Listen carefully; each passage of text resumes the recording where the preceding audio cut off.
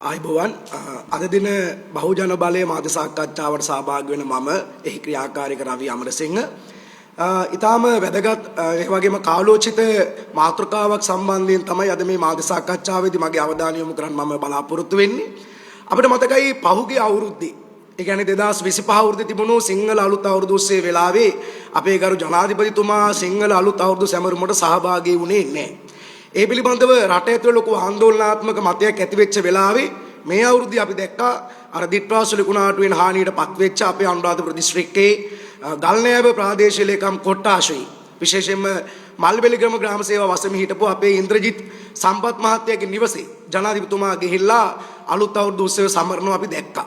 හොඳයි. ගිය අවුරුද්ද කරේ නැති එක මේ අවුරුද්ද කරපු එක ගැන අපි සන්තෝෂ වෙනවා.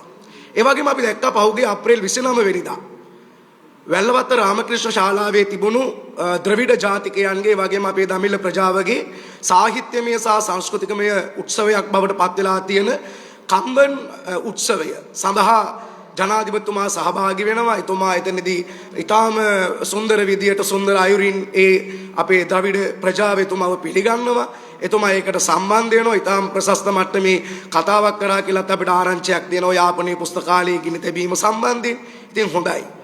ඒ කියන්නේ සෑම උත්සවයකටම රටේ ජනාධිපතිවරයා හැටියට මම කියන්නේ ජාතික ජනබලවේගයේ හෝ ජනතා විමුක්ති පෙරමුණේ නායකයා හැටියට නෙවෙයි ඔහු අපේ රටේ විධායක ජනාධිපතිවරයා හැටියට ඒ වගේ ඕනෑම උත්සවයකට සම්බන්ධ වීම සම්බන්ධයෙන් අපිට ගෞරවයක් එතුමාට දැන් ඇති වෙලා තියෙනවා. නමුත් මම මේ මතු කරන්න හදන කාරණේ ඊටම වැදගත්. අපිට මතකයි 2025 අවුරුද්දේ තිබුණු 16 වෙනි ජාතික රණවිරු සැමරුම. ජාතික රණවිරු සැමරුමේ ඔබට මතක ඇති 2025 වර්ෂයේ තිබුණු 16 වෙනි සැමරුමේදී ඒකට රාජ්‍ය නායකයාගේ නිල සහභාගීත්වය තාවුරු වෙලා තිබුණේ නැහැ. නියෝජ්‍ය ආරක්ෂක ඇමති විශ්‍රාමික ජෙනරාල් අපේ අරුණ ජයසේකර මෙතුමාගේ සහභාගීත්වයෙන් තමයි එදා 16 වෙනි රණවිරු විරු සැමරුම පවත්වන්න සෝදානම් කළා තිබුණේ. නමුත් සමාජ මාධ්‍ය ක්‍රියාකාරකීන් විවිධ ප්‍රතිපක්ෂ දේශපාලන මතවාද දරන ක්‍රියාකාරකයන්ගේ දැවැන්ත හඬ පෞරුෂයත් එක්ක ජනාධිපතිතුමාට සිද්ධ වුණා එදා ඒ රණවිරු සැමරුමට සම්බන්ධ වෙන්න. රණවිරුවන් කියන්නේ කවුද?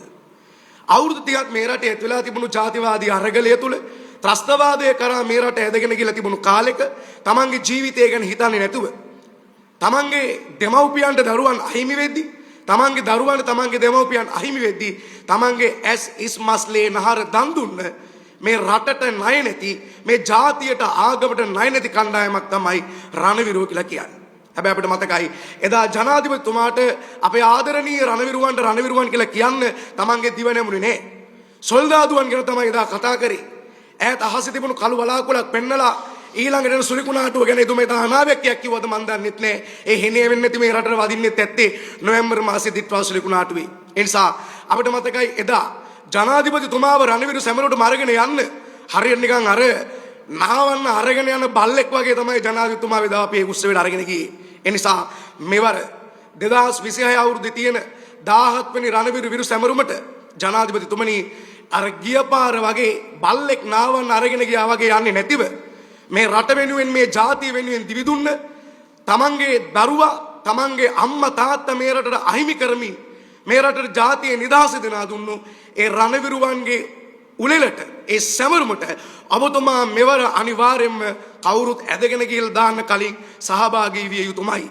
සංවිධානයක් හැටියට ස්වාධීන බහුජන බලය සංවිධානයක් විදිහට අපි බලාගෙන ඉන්නවා. මෙවර රණවිරු සැමරුමේදී ඔබතුමා රණවිරුවන්ට ඔබතුමාගේ කට ඇරලා රණවිරුවන් කියලා කතා කරයි කියලා ඈත තියෙන වලාකුළු නෙමෙයි ඒ අපේ ආදරණීය අපේ රණවිරුවෝ දන් දුන්නු අතපය ජීවිත ගැන ඔබතුමා කතා කරයි කියලා බහුජන බලයේ සංවිධානයක් විදිහට අපි අවධානයෙන් බලාගෙන ඉන්නවා. ජනාධිපතිතුමනි අභියෝග කරන ඔබතුමාට ඔබතුමාගේ නම දාපු න්‍යාය පත්‍රය තුල ඒ ආරාධනා පත්‍රය ඉක්මනින්ම මාදිරි යොමු කරන්න අපි බලාගෙන ඉන්නවා.